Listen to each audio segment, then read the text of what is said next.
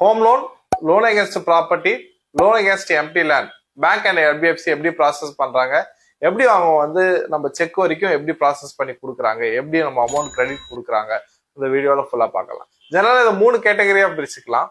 ஜெனரலா banks and NBFC வந்து பாத்தீங்கன்னா ஒரு ப்ராப்பர்ட்டி நீங்க கொடுக்குறீங்கன்னா ஃபர்ஸ்ட் வந்து உங்க இன்கம் எலிஜிபிலிட்டி பார்ப்பாங்க.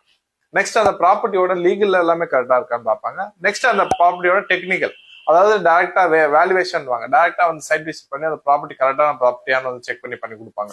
ஃபர்ஸ்ட் இப்போ உங்களோட இன்கம் எலிஜிபிலிட்டி, இப்போ எக்ஸாம்பிள் ஒரு 1 lakh சேலரி வாங்கினீங்கன்னா 80 lakhs வரைக்கும் தான் பண்ணலாம்னு சொல்லிட்டு நம்ம ஓல்டு வீடியோஸ்ல நிறைய சொல்லியிருக்கோம், அந்த வீடியோஸ்ல பாருங்க. நெக்ஸ்ட் வந்து பாத்தீங்கன்னா லீகல் எப்படின்னா உங்களுக்கு 87ல இருந்து up to date documents, example EC, patta, உங்களுக்கு பில்டிங்கா இருந்தா அது வந்து ப்ராப்பர்ட்டி டேக்ஸ், வாட்டர் டேக்ஸ் எல்லாமே இருக்கா, ஸோ அது மாதிரி ப்ராப்பரா இருக்கான்னு அது செக் பண்ணுவாங்க. அதில் எதனா கோரி இருந்தா கொடுப்பாங்க, அதை நம்ம கிளியர் பண்ணி கொடுப்போம். நெக்ஸ்ட் வந்து டெக்னிக்கல் டீம் வந்து பாத்தீங்கன்னா வேல்யூவேஷன் வந்து டைரக்டா சைட்க்கு வருவாங்க. ஸோ 4 சைட் பவுண்டரிஸ் எல்லாமே கரெக்டா இருக்கான்னு பார்ப்பாங்க.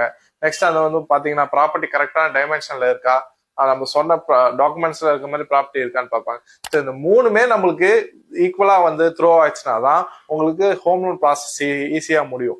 ஜெனரலா வந்து பாத்தீங்கன்னா லீகல் டீம்ல நிறைய கோரிஸ் கொடுப்பாங்க, அந்த டாக்குமெண்ட்ஸ் எல்லாம் சப்மிட் பண்ணணும். நெக்ஸ்ட்